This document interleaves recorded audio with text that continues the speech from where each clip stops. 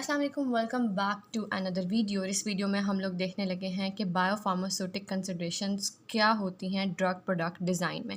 आप एक चीज़ डिज़ाइन कर रहे हो, बेशक वो एक बेसिक सी चीज़ भी होगी ना, वो एक ड्रेस भी होगा ना, तो आप बहुत सी चीज़ें उसमें देखते हो। आप मेजरमेंट्स देखते हो, उसका कलर देखते हो, उसका साइज़ देखते हो, डिफरेंट चीज़ें होती हैं। इसी तरह जब आप अपना एक ड्रग प्रोडक्ट बना रहे हो तो ऐसे कैसे पॉसिबल है कि उसमें हम लोग कोई चीज़ ना देखें। तो उसमें भी हम बहुत सी चीज़ें देख रहे होते हैं। सबसे पहले हम लोग देख रहे होते हैं कि थेरेप्यूटिक ऑब्जेक्टिव। हम लोग एक चीज़ बना रहे हैं ना, तो हम क्यों बना रहे हैं, दिस इज़ थेरेप्यूटिक ऑब्जेक्टिव। अब ड्रग में भी हम लोग बना रहे हो for the relief of symptom, slow extended action given once per day और longer for the chronic use. Some drug में be intended for the local और सिस्टेमिक इफेक्ट। अब आपका थेरेप्यूटिक ऑब्जेक्टिव डिफरेंट हो सकता है आप चाहते हो कि लोकल इफेक्ट आए, हो सकता है आप चाहते हो कि सिस्टेमिक इफेक्ट आए, हो सकता है आप चाहते हो थोड़ी देर के लिए इफेक्ट आए, हो सकता है आप चाहते हो कि नहीं मुझे इफ़ेक्ट ज़्यादा चाहिए। जैसे कुछ चीज़ें ऐसी होती हैं, कुछ डिजीज़ ऐसी होती हैं, कुछ सिम्टम्स ऐसे होते हैं जिनको ट्रीट करने के लिए आपको प्रोलॉन्ग इफ़ेक्ट चाहिए होता है। तो उसके लिए फिर कैसे डिज़ाइन करेंगे। कुछ ऐसे होते हैं कि ठीक है वो थोड़ी देर में हो जाएगा, फिर बस ठीक है आपकी बॉडी स्टेबल हो जाएगी। तो इस तरह के केसेस भी होते हैं। तो ये सारी चीज़ें हमारे लिए बहुत ज़्यादा ज़रूरी होती हैं। दूसरी चीज़ हमारे पास आता है ड्रग डेफ़िनेटली जिसमें एपीआई है और जिसमें एक्टिव फार्मास्यूटिकल इंग्रेडिएंट आ जाता है।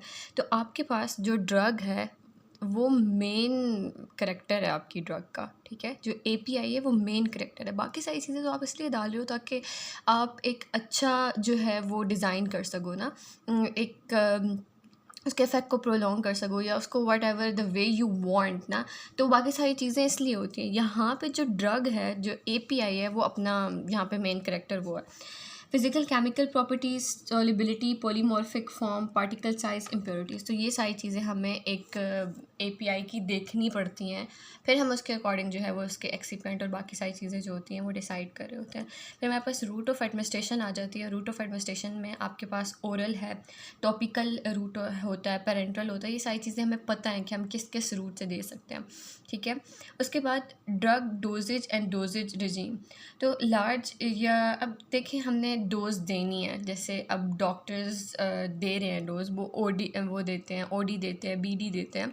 तो ये बेसिकली किस चीज़ के ऊपर डिपेंड कर रहा होता है, हमारे पास ये डिपेंड कर रहा होता है ड्रग डोज़ के ऊपर डिपेंड कर रहा होता है। फिर उसी के अकॉर्डिंग आप फ्रीक्वेंसी ऑफ डोज भी जो होती हैं वो भी देख सकते हैं। इसमें पेशेंट की एक्सेप्टेंस भी देख सकते हैं और पेशेंट कंप्लाइंस भी होती है। कुछ डोजेज फॉर्म ऐसी होती है कि उसको पेशेंट एक्सेप्ट नहीं कर पा रहा होता। स्पोस्ट्रीज पेशेंट नहीं एक्सेप्ट करता उसको और अवॉइड करते हैं बहुत से पेशेंट।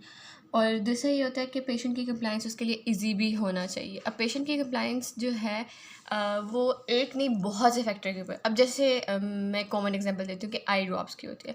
अब आई ड्रॉप्स जो होते हैं ना, वो हम लोग दिन में 4 दफ़ा 5 दफ़ा भी दे रहे होते हैं, क्योंकि उसमें ये होता है कि वो टीयर प्रोडक्शन होती है और ड्रग जो होती है वो बहुत ज़्यादा वेस्ट हो जाती है, ठीक है, वो आंसुओं के साथ बह जाती है। तो अब इसमें क्या होता है कि आप उसको ज़्यादा कर देते हो, रोज़ को दिन में 4 दफ़ा भी कर देते हो। अब ये चीज़ एक पेशेंट के लिए, फॉर एग्जांपल एक वर्किंग बंदा है, तो उसके लिए चीज़ मेंटेन करना मुश्किल हो जाता है। अब वो ऑफिस में है या वो कहीं बाहर है, तो अब वो 4-4 दफ़ा ड्रॉप्स आँखों में नहीं डाल सकता, ठीक है, वो ड्रॉप्स नहीं ले सकता 4-4 दफ़ा दिन में। तो दीज आर द थिंग जो कि पेशेंट की कंप्लाइंस को अफेक्ट करती है। इसी तरह अगर उसकी जगह एक टैबलेट हो तो टैबलेट लेना आसान है, आप खाने के साथ ले सकते हो, आप वैसे ले सकते हो। But eye drops is something कि वो मुश्किल हो जाएगा। बट अब ट्रीटमेंट आइज़ के लिए चाहिए तो डेफिनेटली वो आई ड्रॉप की फॉर्म में ही जाएगा। तो ये एक फैक्टर नहीं होता, they are the various factor जो यहाँ पे डिपेंड कर रहे होते हैं। फिर अब आ गया कि हमारे पास ड्रग प्रोडक्ट की टाइप कैसी है, ठीक है। ओरल डिसइंटीग्रेटिंग टैबलेट्स हैं, इमीडिएट रिलीज टैबलेट हैं, एक्सटेंडेड रिलीज टैबलेट हैं, ट्रांसडर्मल हैं, व्हाट्सएवर, ये सारा कुछ इसके अंदर आ जाता है। नेक्स्ट हमारे पास एक्सीपिएंट आते हैं। तो इनकी कोई फार्माकोडायनामिक एक्टिविटी बहुत कम होती है, ठीक है, लेकिन इसकी वजह से ड्रग प्रोडक्ट की परफॉर्मेंस जो होती है वो अफेक्ट होती है, including the release of drug from the drug product. तो इसमें बहुत सी चीज़ें, मतलब आपने ड्रग रिलीज़ करानी है, वो किसके ऊपर डिपेंड कर रही होगी, वो आपके एक्सीपिएंट के ऊपर डिपेंड कर रही होगी। तो हम ये कहते हैं कि ठीक है इसके इतनी कोई फार्माकोडायनामिक एक्टिविटी हमें नहीं मिल रही, बट हमें बहुत सी और एक्टिविटीज़ की मिल रही है जो कि हमारे एपीआई को कंट्रोल कर रही है, उसके रिलीज़ को कंट्रोल कर रही है। तो डेफिनेटली एक इंपॉर्टेंट पैरामीटर है, एक इंपॉर्टेंट कंसिडरेशन सर्कुलेशन है जो कि हमें देखनी पड़ती है। नेक्स्ट हमारे पास मेथड ऑफ मैन्युफैक्चर आता है। There are the various method of manufacturing, जिसमें वेइंग एक्यूरेसी का होना, ब्लेंडिंग यूनिफॉर्मिटी का होना, टैबलेट का रिलीज़ होना और प्रोडक्ट की स्टेबिलिटी जो हम लोग पेरेंटल में देखते हैं। अच्छा, पेरेंटल में हम लोग स्टेबिलिटी क्यों देख रहे होते हैं? क्योंकि डायरेक्ट ब्लड स्ट्रीम में जाना है, तो अगर कोई टॉक्सिक इफेक्ट हुआ या जो भी इफेक्ट हुआ तो आपकी बॉडी को बहुत ज़्यादा डैमेज कर सकता है। तो बेसिकली फिर हम इसलिए क्या करते हैं कि हम उसको स्टीराइल रखते हैं। ठीक है, कोई उसमें वो नहीं है ना, बैरियर नहीं आता उसके लिए, वो डायरेक्ट ब्लड सर्कुलेशन में जा रहा है। तो वैसे जीआईटी में बैरियर्स होते हैं, एसिड होता है, जीआईटी का अपना मैकेनिज़्म होता है to protect against various bacterias and the viruses, but when it's come to the systemic circulation तो we don't have such systems. Okay, तो हमने पहले थेरेप्यूटिक ऑब्जेक्टिव का क्लियर होना बहुत ज़्यादा ज़रूरी है। एक चीज़ आप बना रहे हो, क्यों बना रहे हो, उसका इफेक्ट क्या आएगा, ये सब कुछ। फिर ड्रग और एक्सिपिएंट ये दोनों साथ याद कर सकते हैं। उसके बाद route of administration definitely depend करता है। Then we have the drug dosages and the dosages regime and we have the method of manufacturing as well. So that's all.